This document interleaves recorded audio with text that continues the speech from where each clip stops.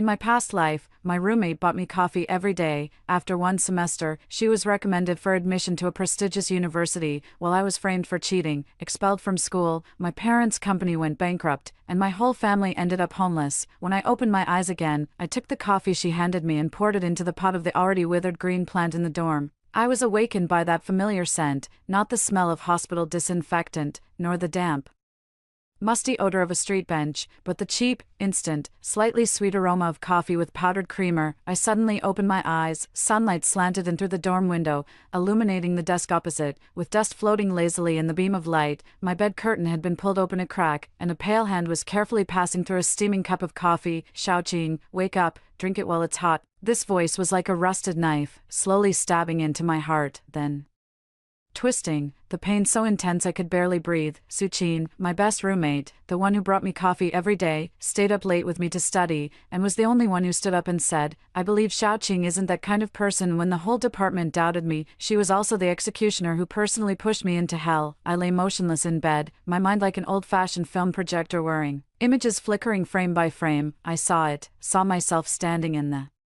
department office. Professor Zhang slapped the cheat sheet with the answers written on it in front of me, asking if it was my handwriting. I said no. I didn't recognize that note. The way he looked at me was like looking at a pile of garbage. I saw Suqin standing in the crowd, covering her mouth, her eyes red, looking as if she wanted to speak up for me but didn't dare. Later, I found out that she had slipped that cheat sheet into my pencil case while I was napping. She had imitated my handwriting for an entire semester, asking me questions every day while holding my homework. What could I say? I saw my dad, that proud man who had worked hard all his life, receiving a call from the school saying his daughter had cheated. He rushed home from an out-of-town construction site the day I was caught, driving while fatigued, and his truck overturned into a ravine. When my mom got the news, she collapsed stiffly like a log, hitting the back of her head on the corner of the coffee table, blood pooling on the floor. I saw the company, left unattended, being swindled dry by the partners. I saw my mom, still not fully recovered, dragging herself around begging for help, returning with one high heel broken and nail marks all over her face. I saw myself expelled from school, unable to find a job with a disciplinary record, squatting on the street looking at the house that once belonged to my family. Lights on in the windows, strangers living inside. I saw Suqin, recommended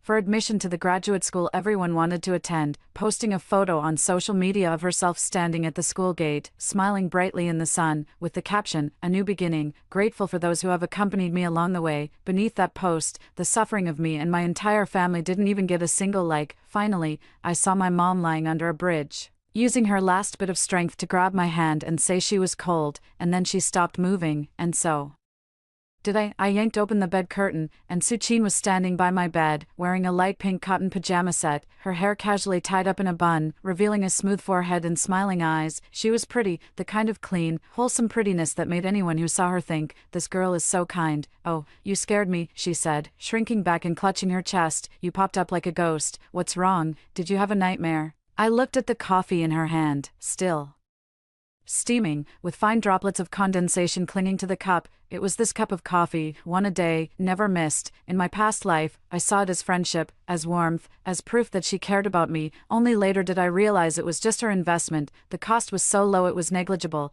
but the returns were shockingly high. A cup of coffee in exchange for my trust, my homework, my exam seat, my life. "What a damn good deal, Xiaoqing," she said, a bit puzzled, holding the coffee out toward me. "What are you spacing out for? Take it quickly. It won't taste good if it gets cold." I reached out and took the coffee. Her smile deepened as she turned and walked toward her own desk. "Hurry up and get ready. The bell rings in 20 minutes. I didn't move. I looked down at the coffee in my hand, a paper cup, 3.5 yuan each, bought from the little stall at the school's back gate. In my past life, I drank it for an entire semester. By the end, if she didn't bring me one, I'd feel strange, wondering if I'd somehow offended her. What a brilliant conditioning strategy. In my past life, I took care of her for 3 years. She stayed up with me through countless sleepless nights, only to end up dying with me under a bridge. In this life, I slowly poured the coffee into the flower pot. The dark liquid dripped out from the holes at the bottom, landing on the floor I had just cleaned. Drip, drip. Suqin turned back, and the smile on her face froze, as if someone had hit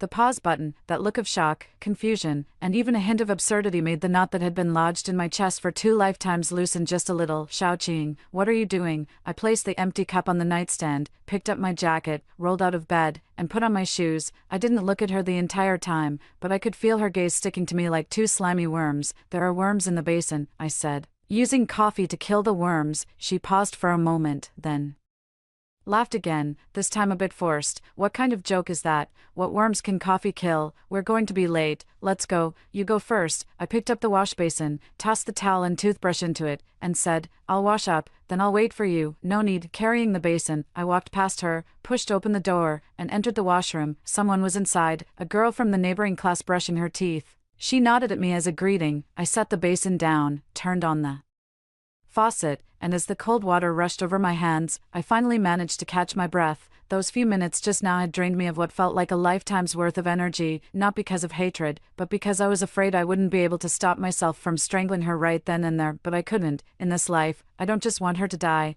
I want her to taste what it's like to fall from the clouds into the mud. I want her to experience the feeling of being abandoned by everyone, having nowhere to turn, and watching everything she cares about shatter one by one. Unable to hold on to anything, the cold water gushed out, and I stared at my reflection in the mirror. 18 years old, skin still dull from staying up late, dark circles under my eyes, hair a mess, this face so young it makes me want to cry. I still have a chance, Suchin. I crushed these 2 words in my heart, pieced them back together, and crushed them again. In this life, it's my turn to treat you to coffee. When I returned to the dorm, Suchin had already changed her clothes. She was sitting on my bed, holding the pot of pothose that had been watered with coffee, frowning as she examined the yellowing leaves. Xiaoqing, is this plant dead? She looked up at me. Look, all the leaves are yellow, and the roots are probably rotten too, right? Why don't we throw it away? I'll go with you to buy a new one later. I walked over, took the pot from her hands, and placed it on the windowsill. It's not dead, I said. I haven't let it die yet. She looked at me, something flashing in her eyes, too fast, so fast that if I hadn't lived 2 lifetimes, I wouldn't have noticed. It was confusion, wariness, and a hint of offended displeasure, but she suppressed it. All right, it's not dead, She stood up, clapping her hands. Let's go, we're really going to be late. You know how old Zhang is with his temper. I picked up my backpack and walked out the door with her. As we walked, she linked her arm with mine as usual, chatting affectionately about the drama she was watching yesterday, the new dishes in the cafeteria, and which department's guy was pursuing her roommate. I listened, occasionally humming in response, but my eyes were fixed on the people around us, young, vibrant, and still alive. I saw our class's study monitor, Li Nan, rushing past with a stack of books. His grades were average, but he was a steady person. In my past life, he got into our university's graduate program, later went to a research institute, and lived an ordinary life. I also saw that rich second-generation guy from the drama riding his bicycle past us, with a pretty girl sitting on the back seat. His father later went bankrupt, and he ended up delivering takeout. I saw him once on the street and almost didn't recognize him. I saw my life, all the things I once had and lost entirely, now laid out before me, waiting for me to reclaim them. Xiaoqing, Suchin tugged at me. What are you thinking about? I've been calling you for a while. I snapped back to reality.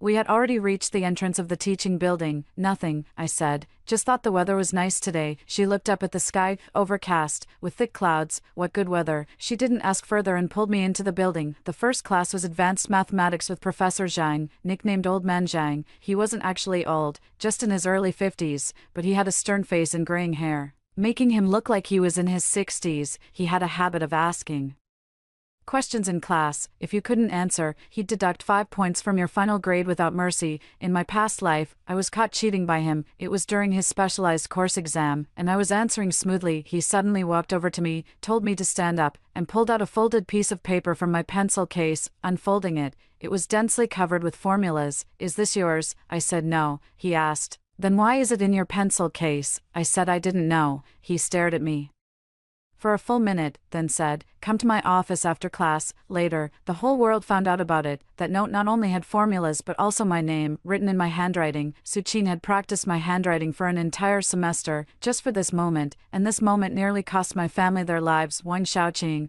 I suddenly looked up. Old Zhang stood at the podium, holding a piece of chalk, looking at me. The student by the window in the 3rd row, Wang Xiaoqing, please answer this Question. I stood up and saw a problem on the blackboard. It was a limit problem that could be solved using L'Hopital's rule, but it was a bit tricky. It required first using an equivalent infinitesimal substitution. The whole class was watching me. Suchin sat next to me, slightly tilting her head, a faint trace of worry at the corner of her mouth, but I could see it. There was no worry in her eyes. Only the anticipation of watching a show. She knew I was bad at advanced mathematics in my past life. I couldn't answer this question, and she tutored me privately for several days, moving me so much I almost offered myself to her. What a pity. This problem could be solved with L'Hopital's rule, but using it directly would only make it more complicated. I spoke, my voice steady. We should first replace the numerator with an equivalent infinitesimal. The result is infinity. The classroom fell silent for 2 seconds. Old Zhang raised an eyebrow, and Suchin's smile froze on her face. I sat down. Perfect. Old Zhang turned around and continued writing on the blackboard. Clear thinking, correct steps. However, the final result could be written as the limit does not exist. To be more precise, student Wang Xiaoqing has made great progress. I lowered my head, pretending to take notes, while Suchin shifted beside me. I could feel her looking at me, her gaze sweeping over my face as if inspecting something that had suddenly become unfamiliar. The bell rang for the end of class, and old Zhang packed up his things and left. I slowly organized my backpack. Suchin leaned over. You were amazing today. How did you know how to solve that problem? I remember you weren't very good with L'Hopital's rule before. I looked up at her and smiled. I dreamed of an old man teaching me how to do it last night. She was taken aback for a moment, then laughed along. Stop joking. Tell me, did you secretly take extra lessons? Confess. I really didn't. I zipped up my backpack. I just suddenly had a breakthrough. Well, you should have more breakthroughs then. She linked her arm with mine. Next time, help me out too. Let me have a breakthrough as well. I didn't say anything. The next class was English, followed by politics at noon after school. Suchin, as usual, pulled me to go to the cafeteria. I, as usual, told her to go ahead, saying I needed to return a book to the library. She hesitated for a moment but eventually left. I stood at the entrance of the teaching building, watching her figure disappear into the crowd, then turned and walked in the opposite direction. I didn't go to the library. I went to the department office. Old man Zhang was indeed still there. He was sitting behind his desk grading assignments. Hearing the knock, he looked up and was a bit surprised to see me. Wang Xiaoqing, is something the matter? I walked in and stood in front of him. Professor Zhang, I'd like to ask you something. Go ahead. Regarding the midterm exam next month, I'd like to request a change of exam venue. He put down his red pen and looked at me. Why? I took a deep breath, because I'm afraid someone might slip a cheat sheet into my pencil case and then frame me for bringing it myself. Sunlight streamed in through the window, falling on his graying hair and also on my young face. He didn't speak immediately, just looked at me, and I looked back at him. In my past life, I was too afraid of him, afraid of his sternness, afraid of his fairness, afraid he wouldn't believe me. But in this life, I realized that besides severity, there was also a deep weariness in his eyes, the kind that comes from seeing too many smart people do foolish things. Do you have any evidence? He finally asked. Not yet. Then what do you want me to do? I hope you'll remember what I said today. I replied, if something really happens on the day of the exam, please give me a chance to explain, not after I've been wrongfully accused. But from the very beginning he remained silent for a long time, so long that I thought he would ask me to leave, accuse me of being unreasonable, or say that he couldn't handle such baseless speculation, but he didn't. Instead, he said, all right, I've taken note of it. I bowed slightly, turned, and walked toward the door. Just as I reached the doorway, he suddenly called out to me, Wang Xiaoqing. I turned back.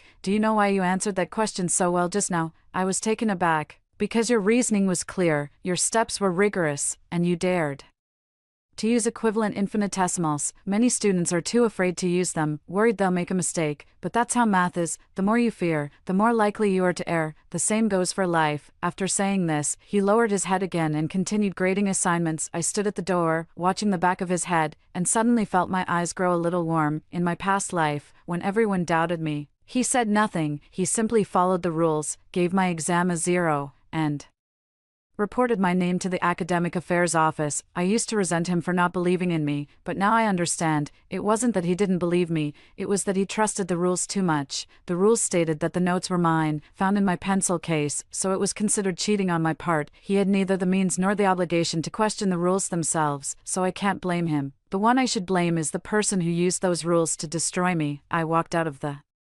office. The sky outside was still overcast, but it seemed a little brighter to me. My phone rang, a message from Suchin. Xiaoqing, where are you? I got you some food, come back and eat before it gets cold. I smiled at the message and replied, coming. Then I slipped my phone into my pocket. On my way back to the dorm, I passed by the coffee stall again. The owner recognized me and called out from a distance, "Hey, miss. Not getting a cup today?" I stopped and looked at her. "Auntie, can I ask you something? Who's been buying coffee for me every day?" "That girl is my roommate. What time does she usually come to buy it?" The owner thought for a moment. "Right before your morning classes, around 7:30, she comes at the same time every day, and she always buys just one cup." "Yeah, just one." I nodded, thanked him, and continued on my way, buying only one cup a day. But I distinctly remember in my previous life, there was one time when I woke up early and went to buy coffee with him. He bought 2 cups, saying one for each of us. At the time, I was so moved that I said there was no need to be so polite, I could buy my own. He said it was just a habit, something he did without thinking, but now I realize that habit was fake from start to finish. He only bought 1 cup because that cup was always meant for the investment target. Who knows what he drank himself? Maybe he didn't even like coffee at all. He just needed it as a prop. Back in the dorm, Suchin had already set the food on the table, 2 identical plates of green pepper and shredded pork over rice, still steaming hot. Come on, she called out, "I'm starving, been waiting for you forever." I sat down, picked up my chopsticks, and took a bite. The green peppers were a bit spicy, the shredded pork a bit tough, and the rice a bit hard, exactly the same taste as in my previous life. "Is it good?" she asked. "Yes, it's good." She smiled and lowered her head to start eating. As I ate, I glanced at her out of the corner of my eye. She ate very delicately, taking small bites and chewing slowly, occasionally looking up at me with a smile before continuing. This was the person who, with a 350 cup of coffee, 2 cafeteria meals, and a few words of "I believe in you," took everything from me. I finished the last bite of rice and put down my chopsticks. "Suchin, how's your review going for the midterm next month?" She paused for a moment, then smiled. "Haven't started yet. What's the rush? Why are you going to help me review?" "Sure," I said. "We'll start tonight, together." Her eyes lit up. "Really? That's great. I knew you were the best." I didn't say anything, just smiled. Outside the window, the pot of pothos that had been watered with coffee stood quietly on the windowsill. The yellow leaves were still yellow, drooping limply, but I noticed that near the roots, there seemed to be a hint of green too. I became a superhuman. True to her word, Suchin didn't hold back when it came to studying together. That very night, she carried a pile of books over to my bedside, opened her notebook, and pointed to the densely packed words, asking, "This problem, I can't get this step right no matter how I calculate it. Can you take a look?" I took it and glanced at it. It was a calculus-proof problem, a bit tricky but not too difficult. In my previous life, she had explained this very problem to me, spending a whole hour on it. By the end, I was too embarrassed to admit I still didn't understand, so I just nodded and said I got it. Later, a similar problem appeared on the exam, and I answered it correctly, feeling grateful to her for a long time now. Looking at this problem and his expression of humble inquiry, I suddenly feel like laughing. Every single problem he explained to me was one he already knew inside out. The time he spent teaching me wasn't to help me. It was to get me accustomed to his kindness, to make me trust his help without question at critical moments. What a profitable deal, this problem. I tapped the step with my pen tip. "Your reasoning is off here. You shouldn't jump straight to the answer. You should start by substituting. Let t equal 1/5. Then, as I speak, I write, and in just a few strokes, I derive the correct answer." Suchin looks at my scratch paper, her expression somewhat complicated. Xiaoqing, she lifts her head. "You're really acting strange today." My heart skips a beat, but I keep my expression neutral. "Strange how? It's just," she pauses, as if searching for the right words. "You never really got these problems before. I was always the one teaching you. How come it suddenly feels like you know everything today?" This question was bound to come up sooner or later. Having lived 2 lifetimes, if I couldn't handle this kind of probing, I might as well have died for nothing. Maybe I just had a breakthrough. I shrug. I dreamed about my grandma last night, when she was alive. She always told me that some hurdles in life can't be overcome because the time isn't right yet. When the time comes, they naturally pass. Maybe my time has just come. Suchin stares at me for several seconds, then bursts out laughing. "That dream of yours was really worth it." She gathers up my scratch paper. "All right, then from now on, you're my walking dictionary. I'll ask you whenever I don't know something." I don't respond. She hugs her books and returns to her own bed, pulling the curtain shut. The light from her desk lamp glows from within. I lie down too, staring at the ceiling. I Didn't lie to her about the time has come, all those things I couldn't learn in my previous life, I suddenly understand in this one. It's not because being reborn made me smarter, it's because I died once. When a person dies once, they learn what truly matters, those formulas, those theorems, those exam questions. Back then, I found them difficult because I felt they were far removed from me. Once the exam was over, I'd forget them. Even if I didn't learn them, I could muddle through, but later, during those days wandering the streets, I couldn't do anything except remember, recalling what the teachers had said in class, the books I'd flipped through in the library,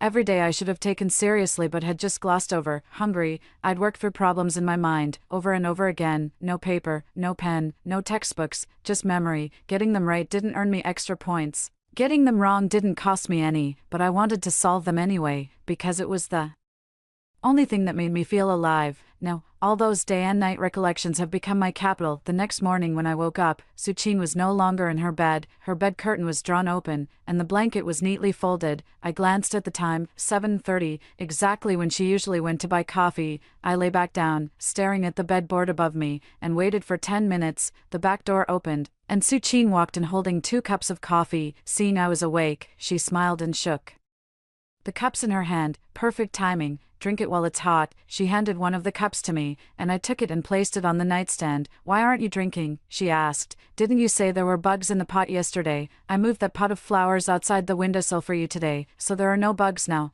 I didn't say anything, just looked at her. She was wearing a white hoodie today, her hair tied up in a high ponytail, with that clean and warm smile on her face. Sunlight streamed in through the window, falling on her, making her look like the kind of good girl who would lend a helping hand when others were in trouble. If I hadn't died once, I would have thought the same. Suchin, I suddenly spoke up. You bring me coffee every day, but do you drink it yourself? She paused for a moment, then laughed. Of course, I finished my own cup on the way. Really? I nodded. Did you drink yours today? Her smile froze for a fraction of a second, so fast that a normal person wouldn't have noticed, but I did. Why? Her voice tightened slightly. Why are you asking? I didn't answer, just picked up the cup of coffee, unscrewed the lid, and slowly poured it into the trash can beside the bed. The brown liquid flowed into the garbage bag, soaking the waste paper and snack wrappers inside. Suchin's expression changed, not the kind of anger from being exposed, but a suppressed, forcibly restrained displeasure. She pursed her lips, took a deep breath, and put on that familiar smile again. Xiaoqing, she said softly, do you have some issue with me? I placed the empty cup on the table and looked up at her. No, not at all. Then why? She glanced at the coffee in the trash can, hesitating. I don't drink coffee anymore, I said. I quit. She stared at me, something shifting in her eyes. Quit? You were drinking it yesterday, and today you say you quit. She didn't believe it herself. But she didn't ask further, she just smiled and said, all right then, I won't bring you any from now on. Then she turned around, went back to her bed, sat down, and opened a book to read. Watching her back, I suddenly felt a bit of admiration for her composure and ability to keep her cool. Even after being publicly humiliated like that, she could still smile and smooth things over. If someone like that wasn't up to no good, they'd definitely go far in the future. What a shame. I have a class this morning. The professor for this ancient literature course is surnamed Zhou, in his 50s, wearing a pair of reading glasses while teaching. He likes to let his thoughts roam freely, moving from the Book of Songs to Dream of the Red Chamber, teaching whatever comes to mind. No one dares to skip his class because he takes attendance at the end of the semester, and anyone who skips can expect to fail. In my previous life, I didn't like him much, thinking his lectures were too disorganized and lacked focus. Later, when I was wandering the streets, I once passed by a bookstore and saw a book in the window with his name printed on the cover. It turned out he had written a book, but by then, I could no longer afford it. Today, we're discussing love poems from the Book of Songs. Professor Zhou stood at the podium, slowly flipping through his lecture notes. Everyone can recite Guanju, right? Guanguanju Jiu. In the river islets, a fair maiden, a gentleman's good match. But do you know what this poem is really about? Someone in the audience whispered softly, falling in love. Professor Zhou adjusted his glasses and glanced in that direction. Falling in love, yes and no. When you read Guanju, you see love, but what I see is propriety. He turned around and wrote 2 words on the blackboard, ritual and morality. Guanju is the opening poem of the Book of Songs. Why this one in particular? Because the ancients believed that husband and wife are the foundation of human relationships. Only by upholding the proper way of marriage can the way of the world be set right. So, while this poem appears to be about love, it's actually about how to love in accordance with ritual and propriety, a fair maiden, a gentleman's good match. What does fair mean? It's not about a good figure but a beautiful heart, good character. What does gentleman mean? It's not about being handsome but about understanding propriety and having good manners. How many of you think about these things when you fall in love nowadays? The classroom fell silent, and Professor Joe continued. So, reading the Book of Songs isn't just about the literal meaning, you have to read what's behind the words, the historical context, social customs, the author's intent, the evolution of the text. Only when you've thoroughly understood all of these can you truly say you've grasped it. He paused, his gaze sweeping across the room. Can anyone give an example, from any piece in the Book of Songs? And talk about what you've read behind the words. No one raised their hand. This was perfectly normal.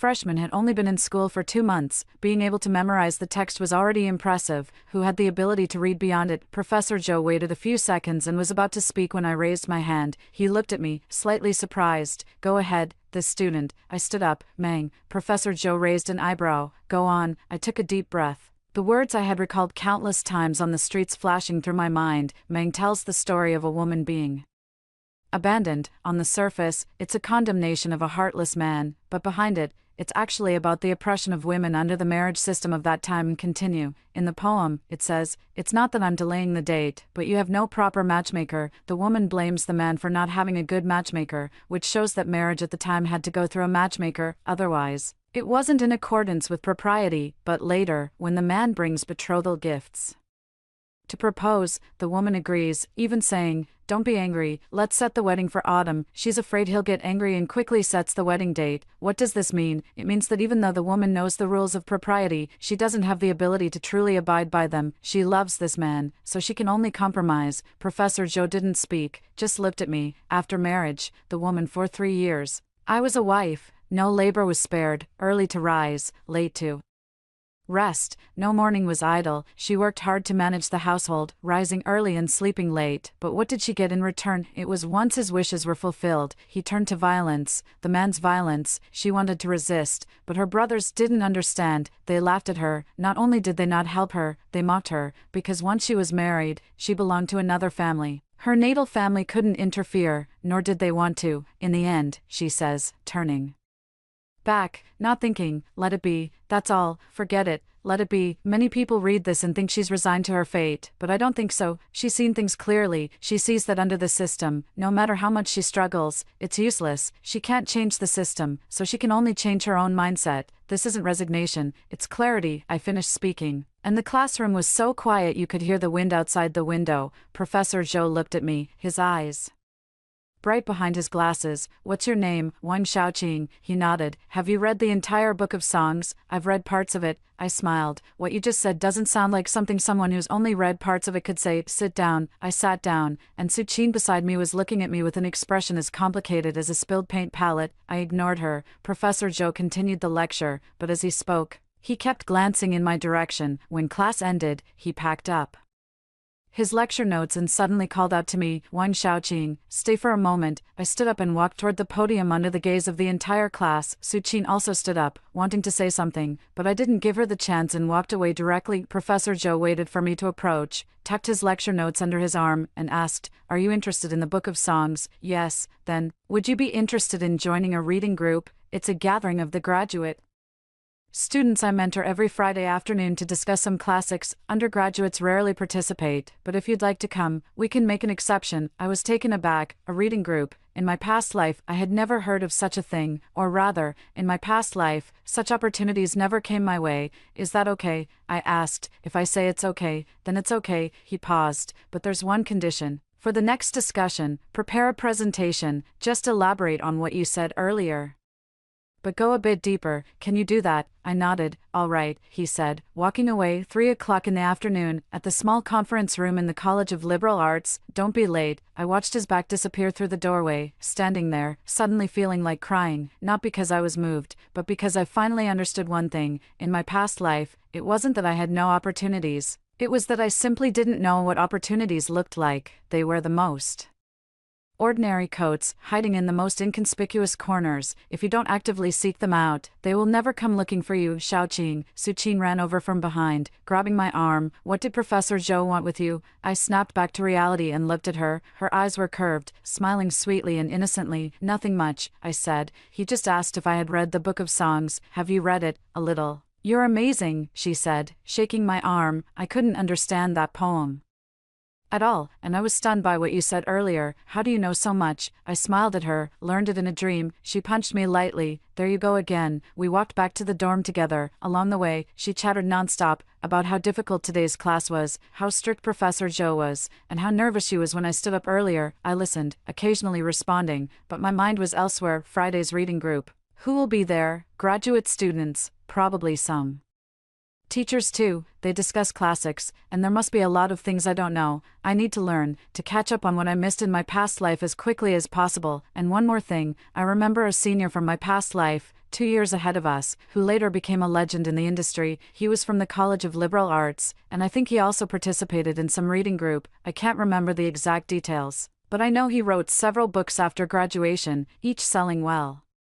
And he even appeared on TV. What was his name? Chin, something, I can't recall. Xiaoqing. Suqin suddenly stopped. You're really strange today. I stopped too and looked at her. How am I strange? It's just, she tilted her head, as if trying to find the right words. You never used to show off like this before. Today in class, so many people didn't raise their hands, but you did. Weren't you afraid of embarrassing yourself if you said something wrong? I looked at her. Her eyes held concern, worry, and a hint of probing. There's nothing to be afraid of, I said. Saying something wrong won't kill you. She paused for a moment, then laughed. True. We continued walking. I had no classes in the afternoon, so I went to the library. On the 4th floor, there's an ancient texts reading room filled with old, yellowed books that give off a musty smell as soon as you open them. In my past life, I never set foot in here, thinking it had nothing to do with me, but now it's different. I found copies of the Book of Songs, picked out a few of the more famous ones, and sat down in a corner to flip through them one by one. Outside the window,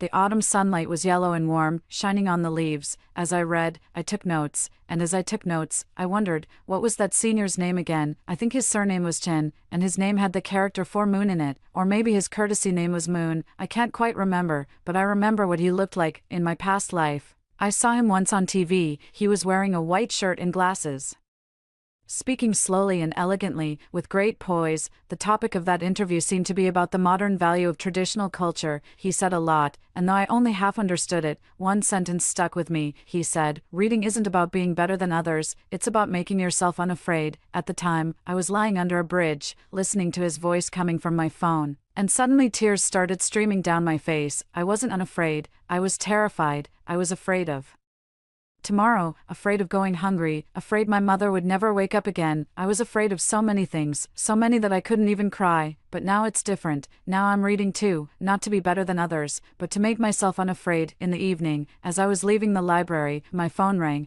It was Suqin. Xiaoqing, where are you? The library. Have you eaten? I'll bring you something. No need, I'll go myself. All right then, I'll wait for you in the cafeteria. After hanging up, I stood at the library entrance, watching the sky slowly darken. The sunset dyed the clouds orange-red, patch by patch, like burnt paper ash. I remembered the last day of my past life, when my mother closed her eyes in a dusk just like this. She grabbed my hand and said she was cold, asking me to hold her tight. I held her body as it grew colder and colder, until night fell, until dawn broke, until someone chased us away. I'll never forget the color of that dusk. My phone rang again.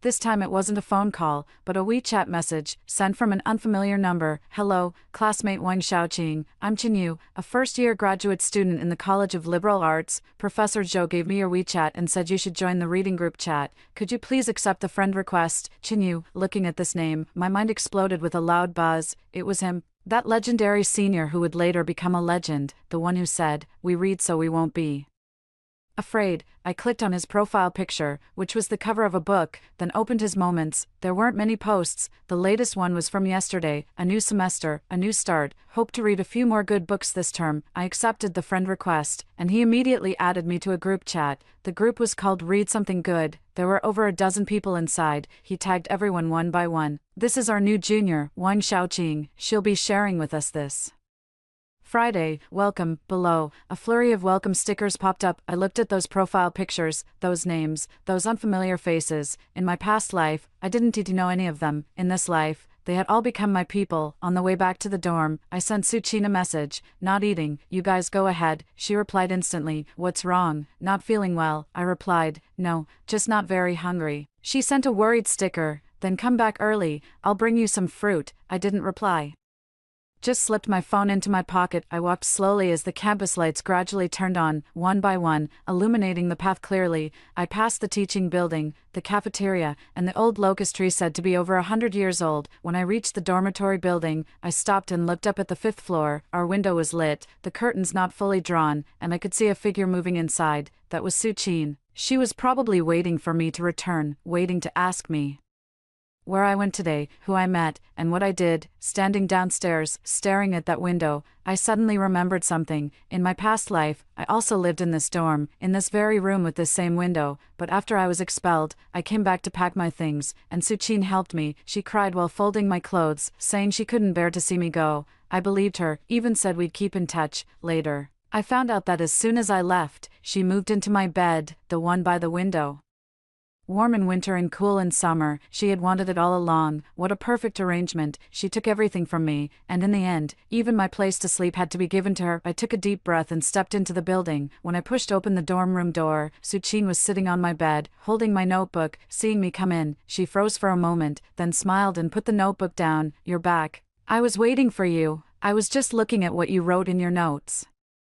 Trying to learn something, I walked over, picked up the notebook, and flipped through it. It wasn't where I had left it. After looking through it, I asked her, did you read it? The smile on her face stiffened for a second before returning naturally. Not much. Just flipped through it casually. Your notes are really good. Let me borrow them to make a copy sometime. Okay. I locked the notebook in the drawer. He looked at the lock, and his expression changed, turning to Xiaoqing. Her voice was a bit tense. What are you locking? Afraid I'll see it. I turned to look at him. Not afraid you'll see it, I said. I'm afraid you'll lose it for me. She stood up and walked over to me, staring into my eyes. Xiaoqing. Her voice was very low. Tell me the truth. Have I offended you in some way? I looked at her too. Her eyes were big and bright, now filled with grievance and confusion. If it were in my past life, I would have panicked immediately, desperately explaining, saying no, you've always been the best to me. How could I possibly have any issues with you? But now, I just looked at her, watching as she used those eyes to tell me she was innocent, kind, and misunderstood. No, I said, you haven't offended me. Then why? He pointed at the lock on the drawer. I just wanted to lock it, I said. Can't I lock my own things? He stared at me for several seconds without speaking. Then he smiled. That smile was different from before. Not aggrieved, not confused, but a bit cold. Fine.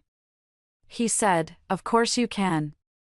Your own things, lock them if you want. He turned and went back to his bedside, pulled the curtains shut, and turned on the desk lamp. I looked at the tightly drawn curtains and suddenly felt a bit amused. Can't handle it already. This is just the beginning. I picked up the wash basin and went to the washroom to freshen up. No one was in the washroom, and the water from the faucet flowed noisily. As I washed my face, my mind wandered back to what had just happened. Why did he go through my notebook? Was it to see what I was studying, or to find some kind of leverage? Probably the latter. He was starting to panic. My behavior today made him feel like things were getting out of control. That Wang Xiaoqing, whom he could easily manipulate, suddenly became less easy to handle. He needed to figure out what was happening, to find a new way to deal with me. So he went through my notebook. So he asked if he had offended me. So he looked at me with those aggrieved eyes, waiting for me to soften, waiting for me to drop my defenses on my own. What a shame. I turned off the faucet, dried my face, and looked at myself in the mirror. 18 years old, just washed my face, skin still a little flushed, eyes bright. This face was so much better than the sallow,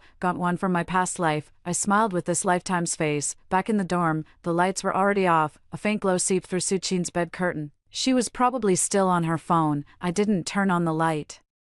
Feeling my way to bed in the dark, moonlight from outside the window streamed in, falling on that pot of pothos. I turned my head and looked at the plant. The day I watered it with coffee, I thought it was done for, but now, looking again, a tiny patch of tender green had truly sprouted among the yellow leaves, small, delicate, definitely alive. I stared at those little green sprouts and suddenly remembered something. When did this plant die in my past life? It seemed to be during the second semester of freshman year. By then, I was already completely under Suchin's care, drinking the coffee she brought every day, listening to her sweet words, thinking how lucky I was to have met such a good roommate. One day, I noticed the plant had died and was quite upset. Suchin comforted me, saying, "It's okay, I'll go with you to buy a new one later." But we never did. Later, I threw it away. I reached out and touched the plant's leaves through the windowsill, cool, soft, but definitely alive. In this life, I won't throw it away, and I won't let it die. A 3. Who's the real cheat? The next few days were calm and uneventful. Suchin was still the same Suchin, smiling and talking to me every day, saving me a seat, reminding me to turn in assignments. She stopped bringing that cup of coffee, but occasionally she'd bring back an apple or yogurt from the cafeteria, place it on my desk, and say she bought it on a whim and couldn't finish it. I accepted it all and ate it right in front of her.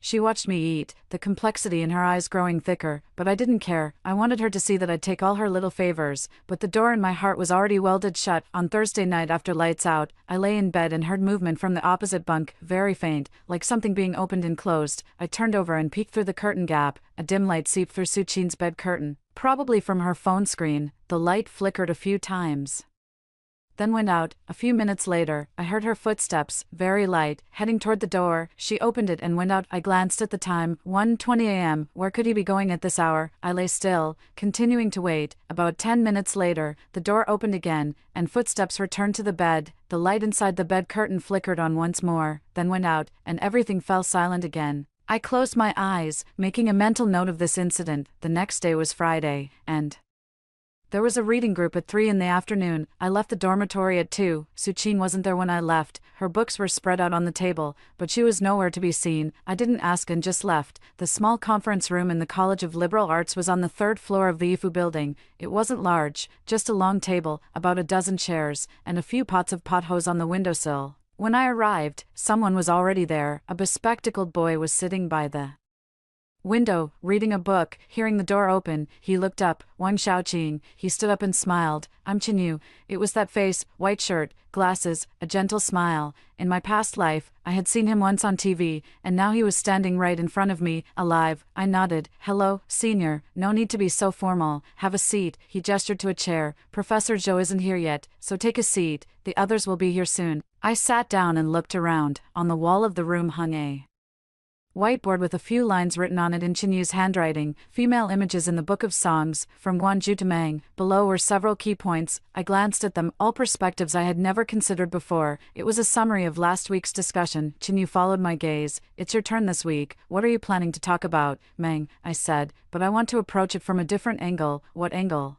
Looking at women's survival struggles from the perspective of the marriage system. He raised an eyebrow. That's a good angle. Do you have any materials? Yes. I pulled the notebook out of my backpack. I had looked up some information in the library over the past few days, but it might not be enough. He took it, flipped through it, looked up at me, and his expression seemed a little different. Did you look all of this up? It's not easy for a freshman to find this much. He handed the notebook back to me, leaned back in his chair, and smiled. Interesting. I didn't know what he meant by interesting, and I didn't ask. The others arrived one after another. Some were second-year graduate students, some were third-year. There was also one who looked even younger than me. I asked and found out she was a sophomore, also specially approved by Professor Zhou to join. Professor Zhou arrived last, carrying that ever-present black briefcase. He sat down in the main seat, adjusted his glasses, and looked at me. Let's begin. I stood up. It would be a lie to say I wasn't nervous. Among those present, I was the youngest, the least well-read, yet I had experienced the most, but those things couldn't be shared. All I could talk about was Meng, that woman abandoned thousands of years ago. Today, I want to talk about the female self-awakening in Meng. I opened my notebook and took a deep breath. Many people read Meng and see a resentful woman who was abandoned, but I don't think this woman is complaining. She's reflecting. She goes through the entire marriage from beginning to end. Not to vent her grievances, but to figure out one thing. Where did she go wrong? At the beginning of the poem, Meng looks simple and honest, holding cloth to trade for silk. He didn't come to trade for silk, he came to court me. The man came smiling, holding cloth, not really to trade for silk, but to pursue her. She saw through it but didn't expose him. Why? Because she liked him too. I saw you across the Qi River, all the way to Duanqiu. She saw him off a long way, across the river, all the way to Duanqiu. This wasn't just seeing someone off, It was reluctance. It's not that I'm delaying. You haven't found a proper matchmaker, she told him. It's not that I'm stalling. It's that you haven't arranged for a proper matchmaker. This sounds like a refusal, but in reality, she was giving him a way forward. She wanted to marry him, but it had to be proper, with a matchmaker, a formal wedding, later. When he came with betrothal gifts, she agreed. Don't be angry, let's set the wedding. For autumn, she was even afraid he'd get angry, so she quickly set the wedding date. At this step, she had already begun to compromise after marriage. For 3 years I was your wife, I toiled without rest, I rose early and went to bed late, never a morning did I idle. How exhausted she made herself, rising early and working late, doing every kind of labor, but what did she get in return, now that your heart is satisfied? You have become harsh and violent. Once he got what he wanted, he started beating her. And what about her brothers? My brothers do not understand, they only laugh at me. Not only did they not help her, they mocked her, because once she was married off, she belonged to someone else's family. Her natal family couldn't intervene, nor did they want to. In the end, she says, I will no longer think of the past. What's done is done, let it be, forget it, I won't think about it anymore. Let it be. Many people reading this feel she has resigned herself to fate, but I think she has awakened. She sees clearly that under the system, no matter how hard she tries, it's useless. She can't change the system, so she can only change her own mindset. This isn't resignation, it's awakening, a sober, helpless, yet the only way to survive kind of awakening. I finished speaking, and the room fell silent for a few seconds. Professor Joe was the first to speak. What do you think happened after she awakened? I thought for a moment. She'll survive, I said. She'll live on. With this clarity, in the future, when she encounters anything, she won't be so foolish anymore. She'll know that some people and some things aren't worth it. Professor Joe nodded and said nothing more. Others began asking questions, discussing, and debating. Some said I was overinterpreting, some said my perspective was novel, and some said my conclusion was too pessimistic. We should recognize the spirit of resistance among women in difficult situations. I listened, took notes, and occasionally responded. Chin, you didn't speak the whole time, just sat by the window, chin in hand, watching me. The discussion lasted over 2 hours. When it ended, Professor Joe stood up and patted my shoulder. Well done, he said. Continue next week. I was taken aback. How could I just do one session and then run? He smiled and said, go back and prepare for the next session on ancient style. I nodded, feeling a strange sensation welling up inside me, a sense of being recognized. I never had this feeling in my past life. During my year in college, I lived like a shadow, sitting in the corner during class, going straight back to the dorm after, never participating in any activities. It wasn't that I didn't want to, I was afraid. I feared being noticed, being talked about, not being good enough. Now it's different. What is there to fear after having died once? After leaving the meeting room, Chinyu caught up and walked beside me. Which dorm building do you live in? Building 15.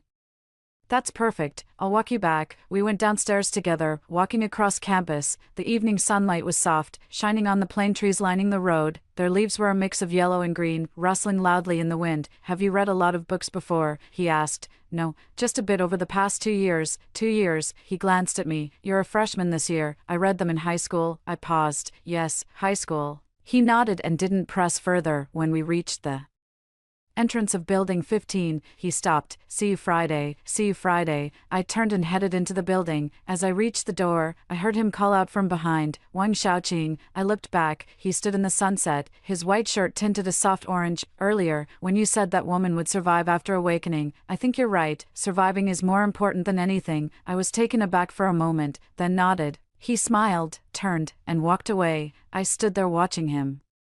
Go, survive, yes, survive, live well. I turned and went upstairs, pushing open the dorm room door. Su Qin wasn't there. Her bed curtain was drawn, but her blanket wasn't folded, and her slippers were scattered messily on the floor. This wasn't like her. She was usually the neatest, keeping everything in perfect order, her blanket folded like a block of tofu. I walked to her bed and pulled back the curtain. A few books were spread out on the bed, along with an open notebook and a pen. The notebook was filled with densely packed writing. I glanced down. It was my handwriting. No, it was handwriting imitating mine. The characters looked exactly like mine, with straight horizontal and vertical strokes. Even the curvature of the hooks was identical, but the content wasn't mine. It was an essay about the Book of Songs, titled Marriage and Love Concepts in the Pre-Qin Period as Seen from Mang. I stood there staring at the essay, and something in my mind exploded. She had already started writing it. If this essay were published or submitted, who could prove it wasn't hers? Her handwriting was so similar to mine. Who could say for sure who copied whom? I took a deep breath, forcing myself to calm down. Don't panic. She writes hers, I write mine. As long as I publish or submit mine first, she'll be the one accused of plagiarism. The problem is timing. I don't know when she plans to submit it.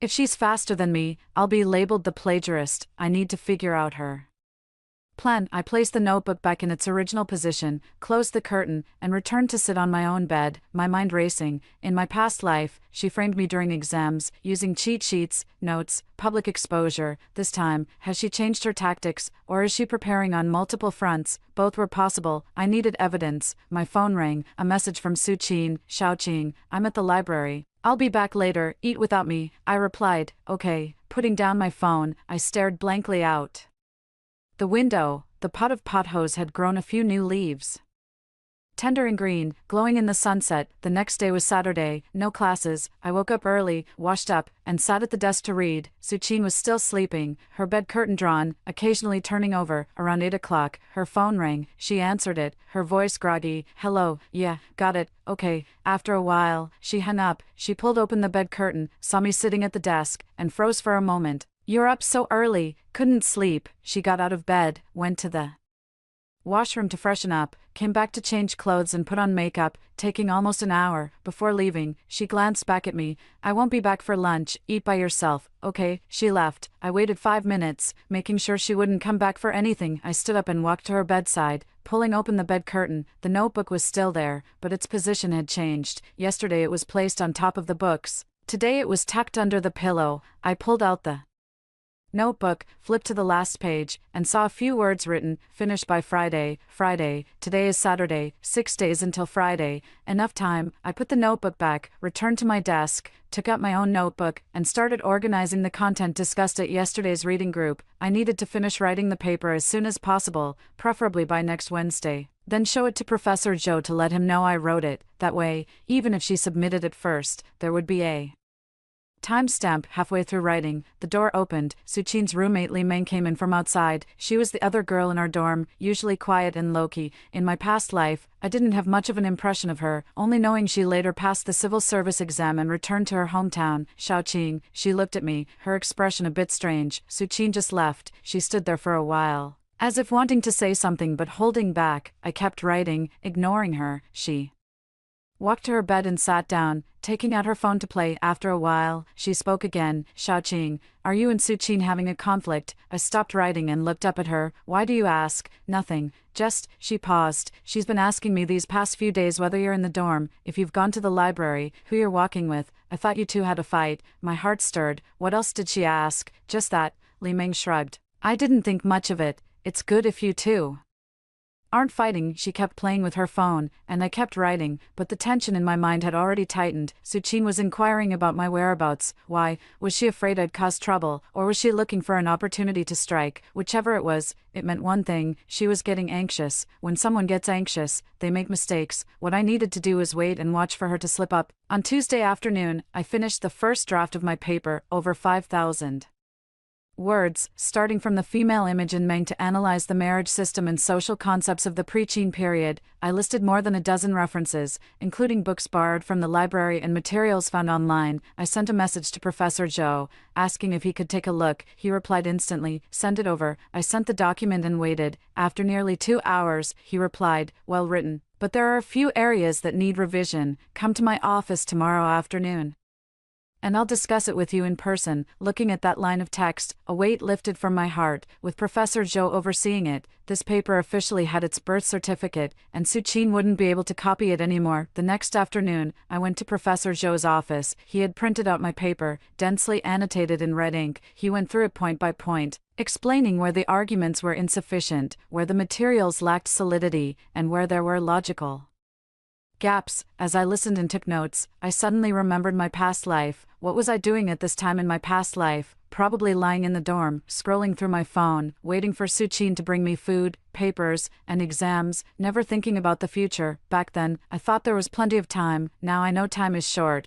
and every minute is valuable. When I left the office, it was already dark. I headed back to the dorm. As I reached the entrance, I saw a familiar figure standing at The door, Suchin, she spotted me and quickly walked over. Xiaoqing, where have you been? I've been looking for you for a while. Professor Zhou's office, I said. He was revising my paper. Her expression shifted slightly, but she quickly smiled again. Paper? What paper? The one on Meng from the last reading group. Professor Zhou asked me to write it into an article, saying it could be submitted to the school journal. Her smile froze for a moment. Right, when should I submit it? Submit it as soon as you finish revising. She nodded and didn't ask any more questions. We went upstairs together and returned to the dormitory together. She didn't speak the whole way, and neither did I. After the lights went out at night, I lay in bed and heard movement from the opposite bed. After a while, the door opened, and footsteps went out. 1:20 a.m., this time again. I lay still and continued to wait. This time she was gone for a long time. It was almost 2 o'clock when the door opened again.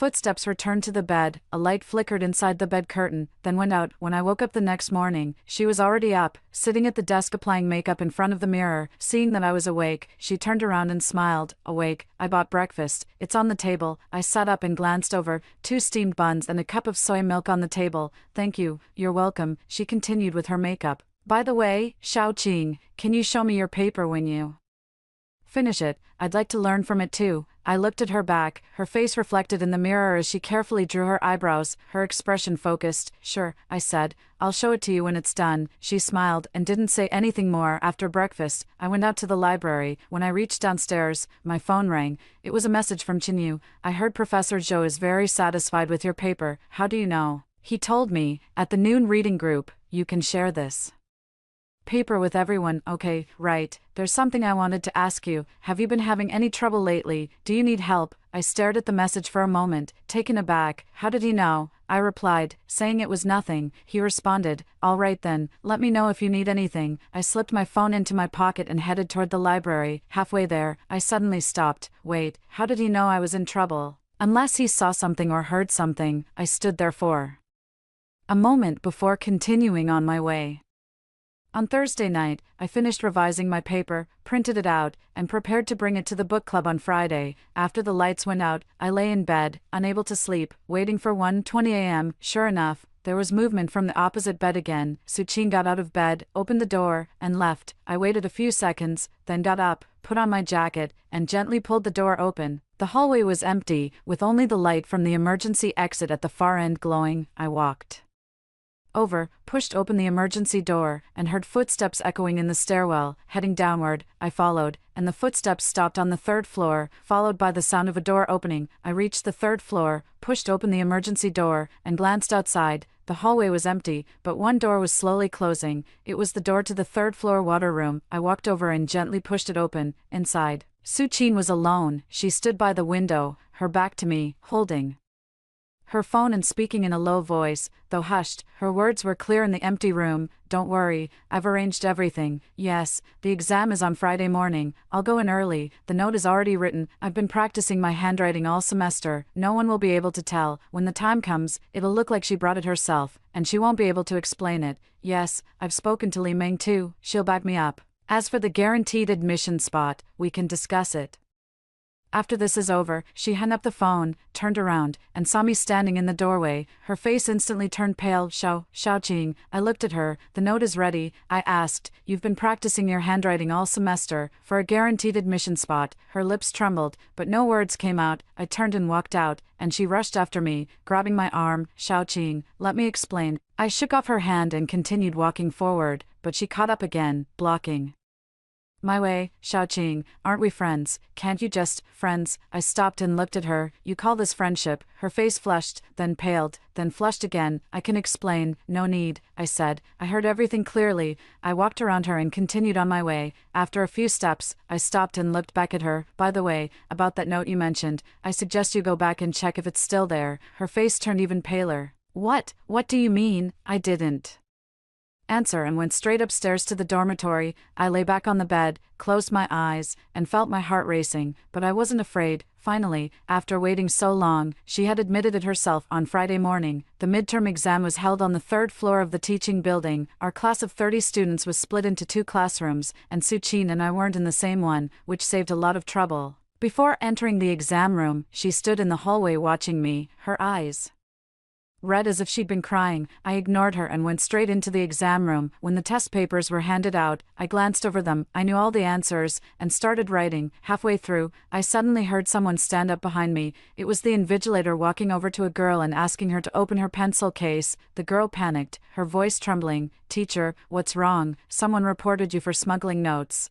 The entire exam room fell silent. The girl's pencil case was opened, and a neatly folded note fell out. Unfolded, it was covered in dense formulas. The invigilator glanced at it and asked her, "Is this yours?" "No, I don't know. How could this be in my pencil case?" Her voice was shrill, on the verge of tears. I kept writing without looking back. After the exam, a crowd had gathered in the hallway. The girl was crouched in a corner crying, with some people comforting her and others whispering. I walked over and saw her face. It was Li Meng, Su Qin's roommate, the one who had promised to testify for Su Qin. She looked up and saw me, her eyes brimming with hatred. I ignored her and kept walking. At the stairwell, I saw Su Qin standing there. She looked at me, her face as pale as paper. I walked over and stood in front of her. "Is the note still there?" I asked. Her lips trembled. "How did you know?" "I know a lot of things," I said. "Like 1:20 a.m., the third-floor water room, the guaranteed admission spot." Her legs gave way, and she had to lean against the wall to keep from falling. "What do you want?" I thought about it. "I don't want anything," I said.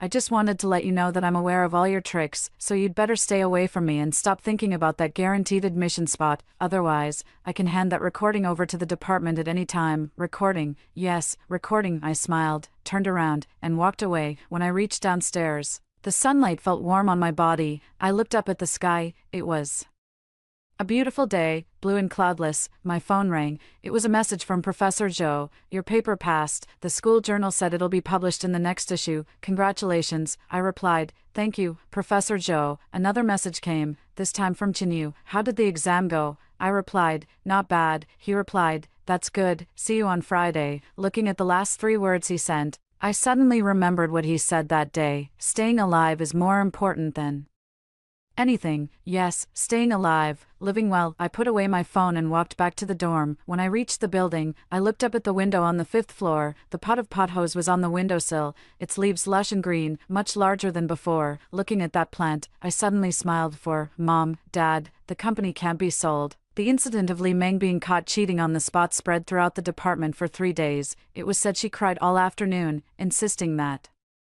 the note wasn't hers and that someone had framed her. But how could she explain the fact that the proctor found it in her pencil case right then and there? The academic affairs office called her in for a talk, asking if she had offended anyone recently or if she had any enemies. She said no, that there was nothing, but she didn't mention Su Qin. Su Qin never said a word about it from start to finish. I was sitting in the cafeteria eating when I heard the news. Across from me was Su Qin, head bowed, shoveling rice into her mouth bite by bite, her face sallow, the dark circles under her eyes impossible to hide. She hadn't slept well for 3 days, I knew, because every night at exactly 1:20 a.m., I would open my eyes on time, listening to the sounds from the opposite bed. She was tossing and turning, back and forth, the bed frame creaking and groaning, all the way until dawn. "Xiaoqing," she suddenly spoke, her voice hoarse. "Did you really record it that night?" I picked up a bite of food with my chopsticks, chewed it slowly, and swallowed. "What do you think?" She fell silent again, took a few more bites of rice, then put down her chopsticks and stood up. "I'm heading back first." I watched her figure walk away and continued eating. After finishing my meal and returning to the dorm, I pushed open the door and saw Su Qin sitting on my bed, holding that pot of pothos, staring at it. Hearing the door, she looked up. "This plant," her voice sounded a bit distant. "I remember it was almost dead before. How did it come back to life?" I walked over, took the pot from her hands, and placed it back on the windowsill. "Maybe because I watered it with coffee." She froze. "Coffee?" I wiped away the water stains under the pot. "Caffeine is poison to plants. Usually, they die if you water them with it, but this one is different. It survived." I turned to look at her. "Some things you think you can kill, but you actually can't." Her face paled for a moment, and she fell silent. After a long while, she suddenly spoke again, her voice low. "Xiaoqing, can we go back to how we used to be?" I looked at her. She sat there, hands twisted together, eyes red, looking utterly pitiful. In my past life, I would have softened. I would have wondered if she really had her reasons, if I had misunderstood her. But now, I just found it laughable. "How we used to be." I walked up to her, looking down at her from above. "You mean, you brought me coffee every day?" I was so touched I could die. "And then you slipped cheat sheets into my pencil case." I got Expelled. My family fell apart. That, she jerked her head up, her eyes filled with shock. How do I know? I smiled. I know a lot more than that. For example, how did you get that guaranteed admission spot? Who are you calling every day at 1:20 a.m. in the washroom? Why did Li Meng take the fall for everything? And what did you promise her in return? Her face turned pale, bit by bit, as white as paper. Don't talk nonsense, she said, her voice trembling. I didn't do anything, Li Meng's situation has nothing to do with me. I bent down, leaning close to her face. Suchin, listen carefully. I have that recording, and I can play it for you anytime you want to hear it. But for now, get the hell away from me. Don't let me see you sitting on my bed again. Don't touch my things, and don't talk to me. Understood? Tears fell from her eyes, rolling down her cheeks one by one. Xiaoqing, I'll really go. She stood up, covered her face, and ran out. I stood by the window, watching as the sky outside grew overcast, the clouds thick and heavy, as if rain was about to fall. My phone rang. It was my mom calling. Ching. Her voice sounded a bit tense. Can you come home this week? My heart sank. What's wrong? Nothing major. It's just that your dad recently discussed a project with a big boss who said he wants to invest in our company.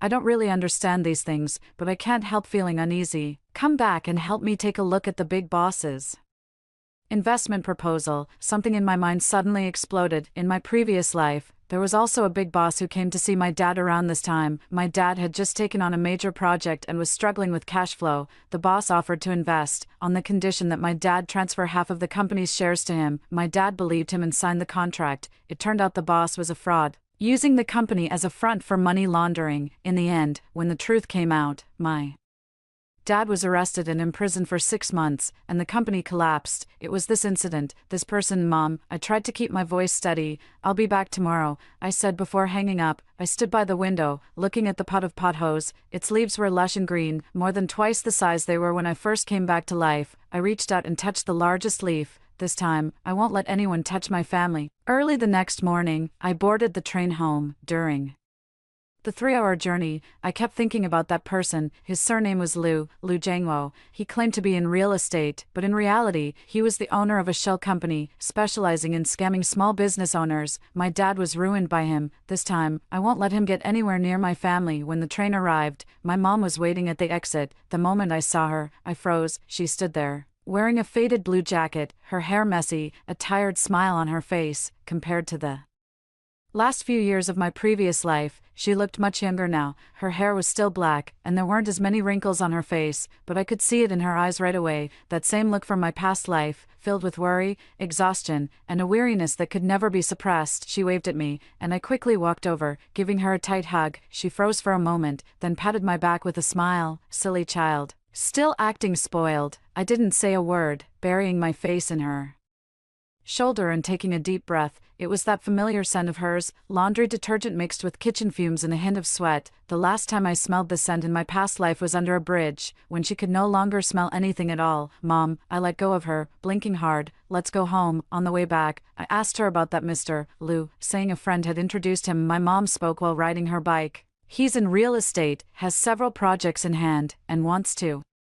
partner with a local company. Your dad recently took on a project, but there's a bit of a funding gap. He said he could invest, on the condition that he takes a 51% stake. 51%, that meant control. My dad's company, built with a lifetime of hard work, would become someone else's in an instant. What does dad think? You know your dad, when it comes to business, he gets carried away, thinking it's an opportunity. My mom sighed. I don't feel right about it, but I can't quite put my finger on why. You've been studying in the city, you've seen more of the world. Help me talk some sense into him. I nodded, saying nothing more. By the time we got home, it was already dark. My dad was sitting in the living room, a document spread out on the coffee table. He was wearing his reading glasses, going over it word by word. Hearing the door open, he looked up and froze when he saw me. Ching, what are you doing back? Mom asked me to come back. I changed my shoes and walked in. Dad, let me see that document. He handed it to me, a hint of pride on his face. Your dad has really met a benefactor this time, that Mr. Lu. He's truly a man of great ability. You have no idea. He has several projects in the provincial capital. I took the document and flipped through it page by page. It was exactly the same as the one I'd seen in my past life. Investment agreement, equity transfer. Additional clauses. The clauses hid traps. The transfer concealed tricks. The words were dense and intricate, impossible for an ordinary person to spot the issues.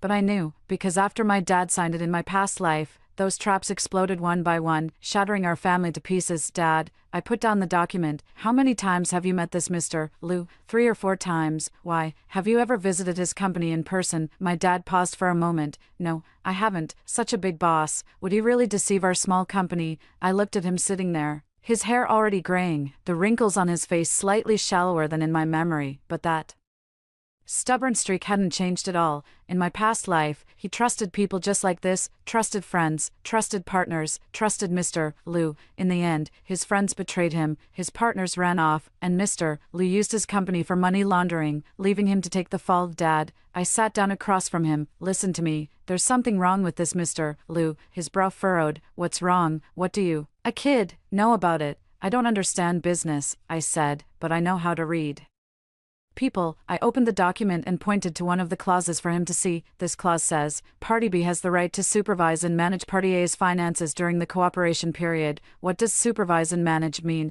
It means he can check your accounts whenever he wants and control how you spend money. 51% of the shares, plus financial oversight. Who really owns this company? My dad leaned in to take a look, and his expression shifted slightly. This should be a standard clause. No, it's not, I said. This is a controlling clause. He takes 51% of your shares, then takes financial oversight, and you, as the legal representative, become a figurehead. From then on, you won't be able to control anything he does. If he takes out loans in the company's name, you'll have to repay them. If he uses the company as collateral, you'll be responsible. If he does something illegal, you'll be the first one arrested. My dad fell silent. My mom whispered from the side, I told you there was something wrong, but you wouldn't listen. My dad shot her a glare but didn't argue. I flipped to the back of the document and pointed to another clause, and there's this additional clause, Clause 4, Party A must, within 30 days of signing this agreement, mortgage a piece of land under the company's name to a bank designated by Party B. This isn't an investment, it's targeting our family's land. My dad's expression completely changed. That land was left by my grandparents, on the outskirts of the city. It's not big, but the location is good. A few years ago, someone offered $2 million for it, but my dad couldn't bring himself to sell. No, Mr. Liu's investment is just a front. What he really wants is that land. He told me he wanted to expand the business and needed funds for cash flow. Expand the business by mortgaging your land, I said. If he really had the money, why wouldn't he use his own assets as collateral? My dad sat there, not saying a word for a long time. I knew what he was thinking. He wasn't stupid, he just wanted too badly to grow the company, too eager to see something that looked like an opportunity. That's how it was in my past life. He took one wrong step, and every step after that went wrong, dragging the whole family into a pit. But not this time, Dad. I closed the file. If you really want to find an investor, I'll go with you to check everything out. To the business registry, the tax office, to see his company, to ask about his projects. Signing without checking anything thoroughly isn't doing business, it's handing your neck to someone else. My dad looked up at me, his expression complicated. When did you learn all this? I smiled. People who've been burned always learn their lesson. My mom stood up and said she was going to cook. My dad leaned back on the sofa, took off his reading glasses, and rubbed his eyes, watching him. I suddenly felt a pang of sadness. He was getting old. In this life, he was younger than in my past life, but that same weariness was there for this family. For me, he had struggled his whole life, only to end up with nothing and even take the blame for others. This time, I won't let anyone touch him. During dinner, my dad didn't say much. My mom kept putting food in my bowl, saying I'd lost weight, that the school food wasn't good, that I should call ahead next time I came home so she could make me something delicious. I ate and responded, but my mind was elsewhere. Liu Jiangwo didn't succeed this time, and he won't just let it go. He'll definitely find another way, another excuse. I need to make my dad see things clearly once and for all. Dad, I put down my chopsticks. How has your company been doing lately? He was taken aback, not expecting me to ask. It's okay, but collections are slow, and funds are a bit tight. Have you thought about transitioning in the future? Transition to what? I thought for a moment, organizing my words. Our teacher mentioned that many traditional industries are moving online these days. For example, in construction, you could create a platform that integrates design, construction, and materials, or in trade, you could start an e-commerce business, dealing directly with customers without going through middlemen. My dad looked at me, his expression a bit complicated. Did your teacher really talk about all this?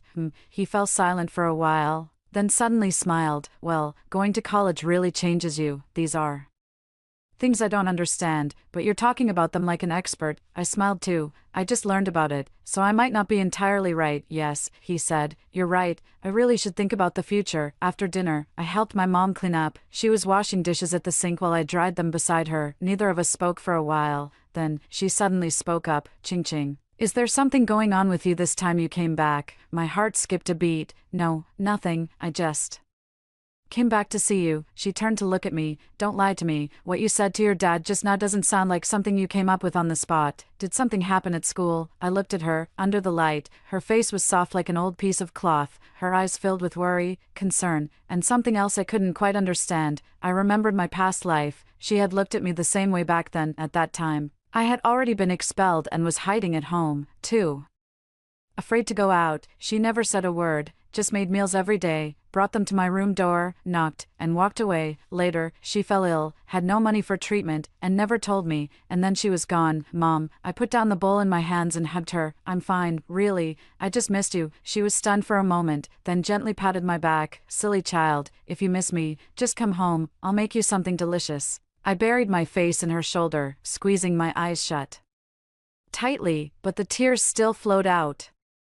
That night, I slept in my old room. The bed was still the same bed, the quilt was still the same quilt, even the pillow was in the same spot. Posters from my high school days were still stuck on the wall, and the desk lamp I used to use sat on the desk. I lay in bed staring at the ceiling when my phone rang. It was a message from Chinyu. I heard you went home. Yeah, everything okay at home? It's fine, just came back to visit. He sent a head-patting emoji. That's good. At noon, during the reading club, I looked at those words and suddenly remembered something. Senior, I typed. Last time you asked if I was in trouble, how did you know? After a while, he replied, because every time you come to the reading club, it's like you're going into battle. That kind of fire in your eyes, that sharpness in your words, it doesn't come from reading books, it comes from being worn down by something. I stared at those words, stunned. Fire in my eyes, I hadn't even realized it myself. He sent another message, get some rest early, it's good that everything's fine at home. I replied with an okay, put down my phone, and looked out the window where moonlight was streaming in, falling on the floor. I lay there for a while and suddenly thought of that pot of pothoes.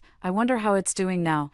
It must have grown a few new leaves. Right, early the next morning, my dad went out. Before leaving, he told me he was going to talk to Mr. Liu. My heart tightened, but before I could say anything, he was already gone. My mom, standing nearby, said, don't worry, your dad knows what he's doing. I nodded, but my mind was still in turmoil. At noon, my dad came back. As soon as he walked in, he smiled at me. Ching Ching, Dad listened to you. I didn't sign that contract. The stone in my heart finally dropped. What about Mr. Liu? He left, my dad said, sitting on the sofa and letting out a long sigh. Today, I went to tell him I wouldn't sign the contract for now and that I needed more time to think. His face changed immediately. He said, Oldly, don't you trust me? I said, it's not about trust, I just want to think it over. He tried to persuade me for a long time, but when he saw I wouldn't budge, he finally stood up and left. I nodded. He'll be back. My dad looked at me. How do you know? Because he's got his eye on our land. I said, that land is valuable. He won't let it go easily. He'll definitely find some excuse to get close to you again these next few days. You need to be careful. My dad was silent for a moment, then nodded. All right, I'll listen to you. That afternoon, I went shopping with my mom. She was reluctant to spend money. Passing by the mall entrance, she'd glance inside, then say, let's not buy anything, let's not buy anything. I dragged her in anyway and bought her a new coat, light gray. She looked really good in it. She kept looking at herself in the mirror, muttering, too expensive, but her face was smiling like a flower. I watched her smile and smiled myself. In her last few years, she never even bought a new piece of clothing, wearing old clothes from before, still wearing them even when they were washed white. Back then, I was immature and even thought her clothes were tacky, unwilling to go out with her. Thinking about it now, I want to slap myself twice. Mom, I linked arms with her. I'll come back every month from now on to go shopping with you. She patted my hand. Good. That evening, my dad made a good meal. Braised pork, sweet and sour fish, and my favorite scrambled eggs with tomatoes. He didn't even take off his apron, sitting at the table watching me eat, a smile on his face. Chin, eat more. School food can't compare to home cooking. I ate and agreed, my eyes feeling a little hot. This meal was something I waited over a decade for and never got. In this lifetime, I'm going to eat a few more of these meals. The next afternoon, it was time for me to go back to school. My mom packed me a big bag Of food, some pickles she made, apples my dad bought, and a few packs of snacks she got from who knows where. I stood at the door holding that bag, looking at them both. Mom, Dad, I'm leaving, be careful on the road. My mom held my hand. Call when you get there, okay? Do you have enough money? If not, Mom can give you a bit more. I do, I have enough. All right then, hurry up, don't miss the bus. I nodded, turned around, and walked a few steps before glancing back. The two of them stood side by side at the door, waving at me. The setting sun shone on them, stretching their shadows long and thin. Suddenly, I remembered how they had stood at the door to see me off in my previous life. Back then, I didn't know it would be the last time I'd see my dad. Later, something happened to him, and he never came back. Dad, I suddenly called out. He paused. What's wrong? Remember, if that Mr. Lou comes looking for you again, make sure to call me first. He smiled and nodded. All right, I'll remember. I turned around and strode forward without looking back. I couldn't look back. If I did, I was afraid I wouldn't be able to leave. On the train, I leaned against the window, watching the fields fly by outside. It was getting dark, and the last hint of sunset dyed the horizon orange-red. I remembered that day under the bridge. My mom had closed her eyes in the same color. Back then, I couldn't do anything. Now it's different. I saved my dad's company. I bought my mom new clothes. I made sure they stood together, living well. That's more important than anything else. My phone rang, a message from Suchin. Xiaoqing, when are you coming back? I smiled at the message and replied, tomorrow. She responded instantly, I'll pick you up. I typed back 2 words, no need. Tucking my phone into my pocket, I continued gazing out the window. It was dark now, and distant villages lit up with scattered lights, like stars sprinkled on the ground. Suddenly, I thought of that pot hose. I wondered how it was doing now. It must have grown quite a bit bigger. On the day I returned to school, Suchin indeed didn't come to pick me up. When I pushed open the dormitory door, she was sitting on her bed. Seeing me come in, she immediately stood up. You're back? Yeah. I put down my luggage, took out the pickled vegetables my mom had packed for me from my bag, and placed them on the table. She walked over, standing beside me, hesitating to speak. If you have something to say, just say it. She bit her lip. Xiaoqing, the list of recommended admissions has been released. My heart stirred, but I kept my expression neutral. Really? Who got recommended? She looked at me, her eyes holding something complex, a mix of pride, unease, and a hint of expectation I couldn't quite decipher. Me? I nodded. Congratulations. She was taken aback, probably not expecting me to say that. You're not angry. Angry about what? It's just, she paused, about the things I did before. Don't you hate me? I turned around to look at her. She stood by the window, sunlight streaming in from behind her, casting her face in a somewhat blurry light, but I could still see what was in her eyes. It was a cautious probing, as if confirming whether her victory was truly secure. I hate you, I said, but congratulating you is a separate matter. She opened her mouth but said nothing. I picked up my wash basin and went to the washroom to freshen up. The washroom was empty, the water from the faucet gushing loudly. As I washed my face, my mind wandered back to what had just happened. The list of recommended admissions had been released, and she was on it. In my past life, around this time, she had been recommended to that school everyone wanted to attend. She posted a moment on social media with the caption, "A new beginning, thanks to everyone who has been with me along the way." Back then, I was crouched on a street corner, staring at that post, feeling as if I had been buried alive. In the following days, Suchin was very busy, handling procedures, hosting celebratory meals, posting on social media, thanking this person and that. She left early and returned late every day, always with a smile on her face, the kind of triumphant smile that comes with achieving one's goals. I ignored her, going to class as usual, to the library, and to the Friday book club. At the book club, Chinyu asked me, "That Suchin, is she the one you mentioned before?" I nodded. She got recommended. He looked at me, his expression somewhat complicated. "Are you okay?" "I'm fine," I said. "What's meant to come will come." He didn't ask any more questions. That day's discussion was on ancient style, and I had prepared a week's worth of remarks. After I finished speaking, Professor Zhou, as usual, offered a few comments, then suddenly said, "Wang Xiaoqing, the editorial department said your paper received quite a positive response. Someone wants to commission an article from you." I was taken aback. Commission an article? Yes, the editor-in-chief of a magazine that specializes in publishing such articles is a friend of mine. He read your piece and thought it was well written, so he wants you to write another one. I nodded. Okay. After leaving the conference room, Chinyu caught up with me. Congratulations. Congratulations. What commission? He smiled. That's a proper academic journal. Not many undergraduates get published there. I smiled back. Luck, not luck, he said.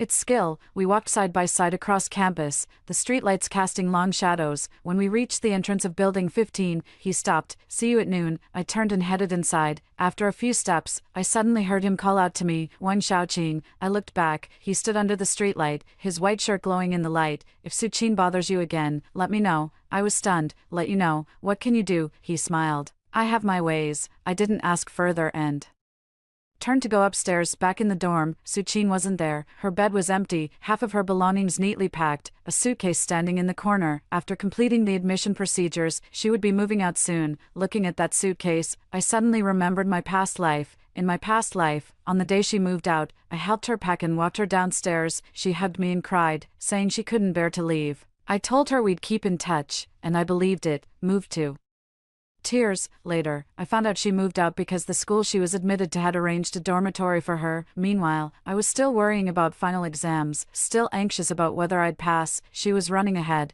and I was chasing behind, never catching up. No, it wasn't that I couldn't catch up, I never even tried. I thought friends didn't need to chase each other. I thought her kindness was genuine. I thought the world was fair. How foolish. My phone rang with a WeChat notification.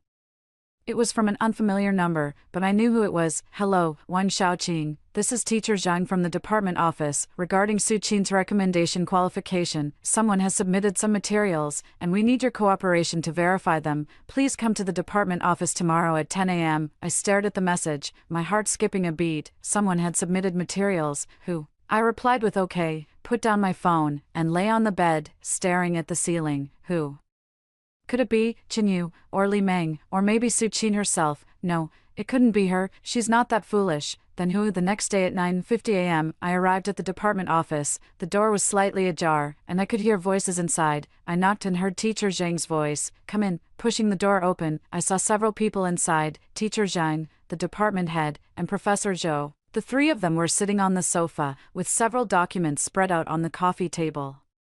In front of them, "Wang Xiaoqing is here." Teacher Zhang waved me over. "Sit." I sat down and glanced at the documents. The top one was a printed chat log. I skimmed it. It was a WeChat screenshot. The profile pictures of the two people in the conversation were blurred, but the content was clear. "I've already talked to Li Meng, and she'll testify for me." "Did you hide the note?" "Yes, absolutely no one will find it. Once this is over, we can discuss the recommendation spot." My heart skipped a beat. These were the exact words Suqin had spoken during her phone call in the washroom early that morning, but how had it been recorded, and how did it end up here? "Wang Xiaoqing," the department head spoke, his voice serious. "These materials were submitted by an anonymous whistleblower and involve Suqin's premeditated attempt to frame someone before the midterm exams. We need your cooperation to verify some details." I nodded. "Go ahead. Are you aware of the conversations in these chat logs?" I fell silent for a few seconds, my mind racing. Anonymous whistleblower, chat logs, the phone call at 1:20 a.m. Who?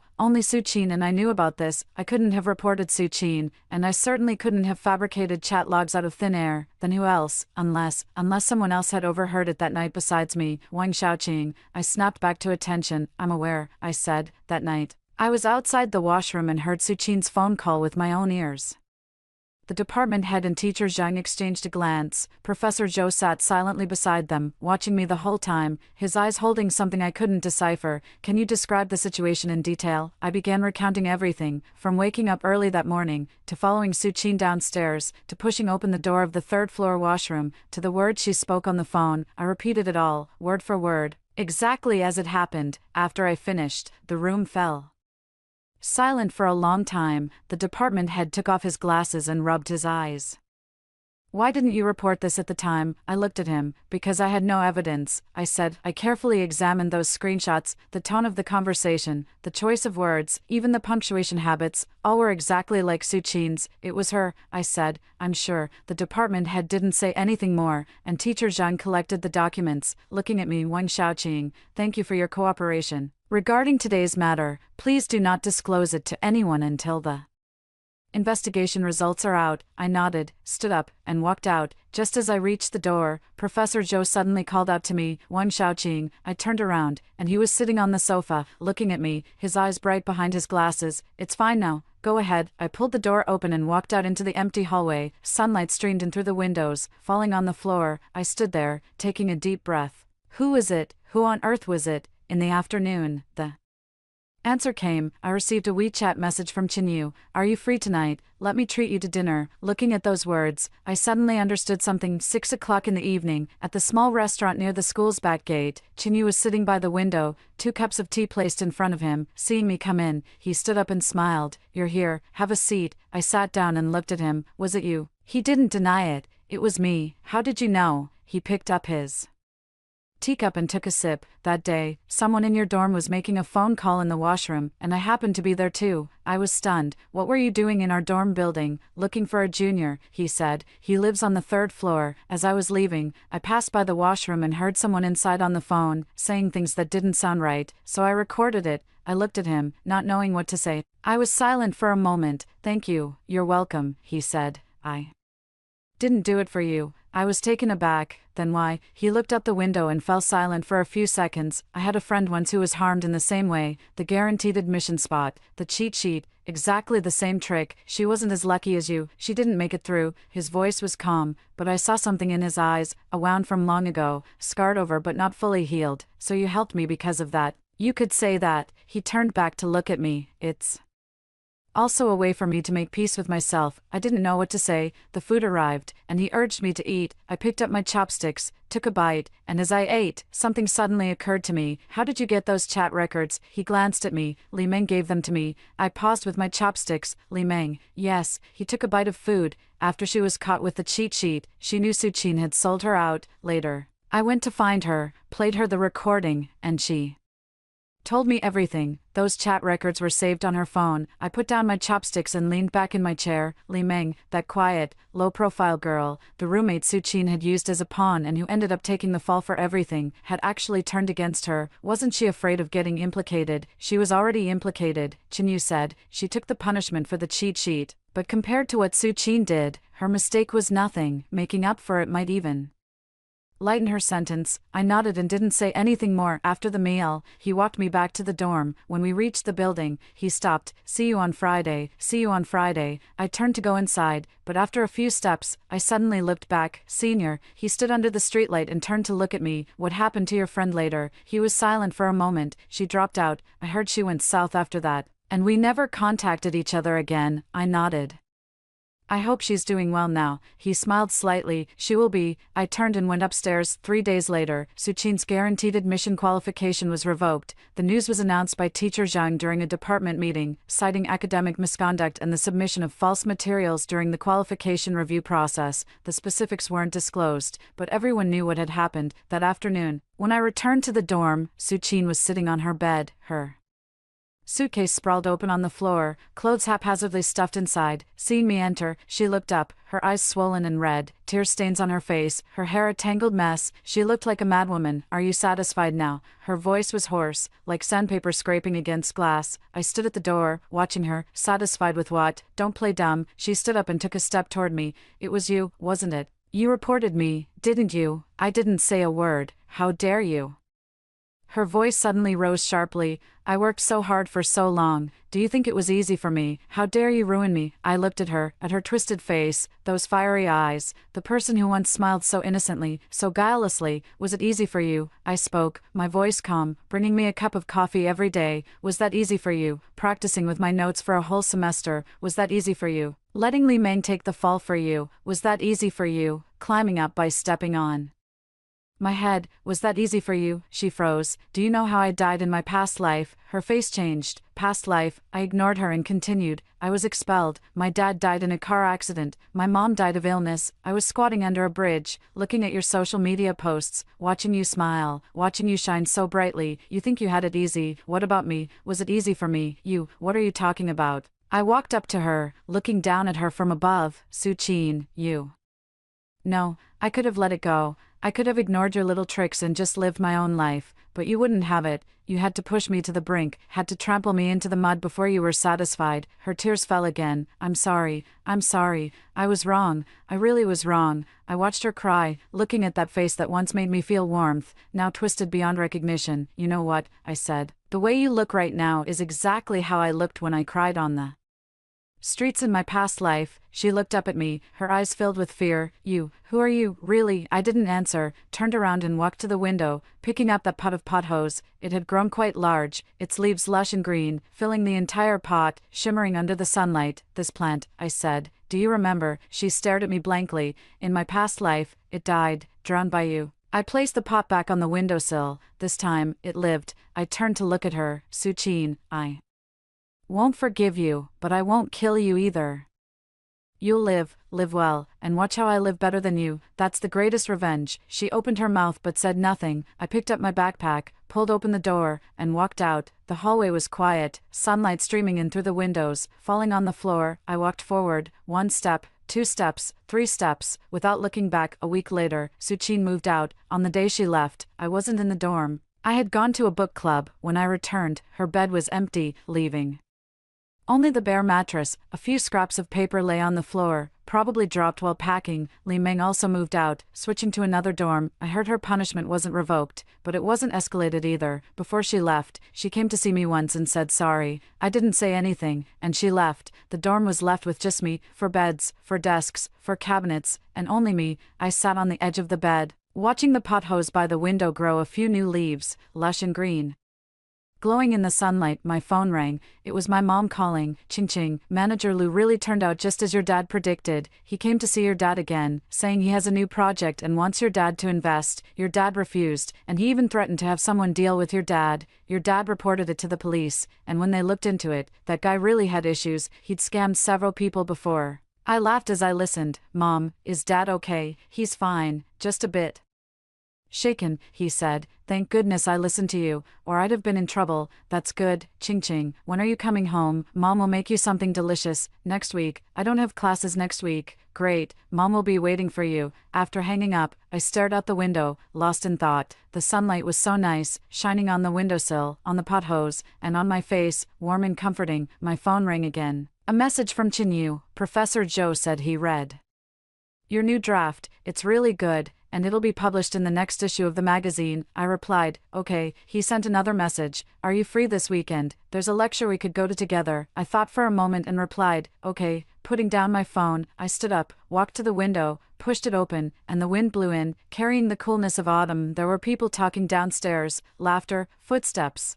On the distant sports field, some were running, some were playing ball, some were sunbathing, living people living well. Me too. I turned around and glanced at those 4 empty beds. 1 was mine, 3 belonged to others, but I didn't feel emptiness, because I knew I was here to live, not to hate. Over the weekend, I went to listen to that lecture. The speaker was an elderly gentleman, his hair completely white, but his spirit was strong. He spoke all afternoon, from ancient literature to modern life, from reading to being a person. At the end, he asked the audience, what do you think reading is for? Some answered, to find a job. Some said, to gain knowledge. Others replied, to get a diploma. He smiled and said, let me tell you, reading is so that when you encounter something, you have a place to go. Sitting in the audience, hearing these words, I suddenly remembered that person under the bridge, calculating problems over and over in their mind. Back then, I had no books, no paper, no pen, only my mind, but I survived, because of those problems I had solved, those sentences I had memorized, those things that hadn't yet been used but had always stayed within me. After the lecture ended, Chinyu and I walked out together. It was dark, the street lights were on. He walked beside me and suddenly asked, what do you want to do in the future? I thought for a moment. Write things. Write what? Write about the things that should be remembered. He glanced at me and didn't ask further. When we reached the entrance of Building 15, he stopped. See you Friday. See you Friday. I turned and walked inside. After a few steps, I suddenly heard him speak from behind. Wang Xiaoqing. I turned around. He stood under the streetlight, his white shirt glowing in the light. There's a national Chinese competition next week. Would you like to participate? I was taken aback. Me. Yes. Professor Zhou recommended you. He said you could do it. I looked at him and suddenly smiled. Okay. He smiled too. Then it's settled. I turned and went upstairs. Pushed open the dormitory door, and it was pitch black inside. I turned on the light, and the room was instantly filled with brightness, for beds, for desks, for cabinets, and that pot of pothos on the windowsill. I walked over and touched its leaves, cool, smooth, and tender. Moonlight streamed in through the window, falling upon it. As I looked at it, I suddenly remembered what happened on the day I was reborn, that morning. Suchin handed me that cup of coffee, and I took it and poured it into this pot of flowers. At the time, it was almost dead, its leaves all yellow, drooping limply over the edge of the pot. I thought it wouldn't survive, but it did. Not only did it survive, but it grew better and better. Standing by the window, I looked at the pothose under the moonlight and suddenly smiled. My phone rang. It was a message from Chinyu. By the way, someone left a comment on your paper, saying it's really well written. I looked at the words and replied, "Who left it?" He replied, "Don't know, just a reader, a reader. I have a reader now." I put down my phone and looked out the window. Under the moonlight, the campus was quiet, the street lights below were lit, and a figure passed by. There are still classes tomorrow, a book club the day after, and that essay competition next week. There's still so much to do, and a long road ahead, but I'm not afraid, because I know that this time, I won't get lost again. I turned and looked at that pot of pothose. "Thank you," I said, "for staying alive with me." It didn't speak, just stood there quietly, its leaves lush and green, glowing under the moonlight. I turned off the light, lay down on the bed, and closed my eyes. It seemed as if someone was speaking in my ear, the voice from my past life, my mother's voice, the sound of the wind under the bridge. But I'm not afraid anymore, because those voices are in the past. Now is new.